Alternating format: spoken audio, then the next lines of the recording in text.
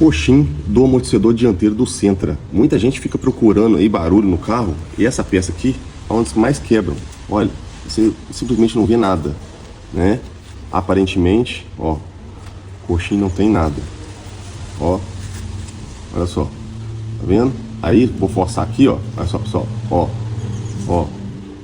olha lá. Tá vendo?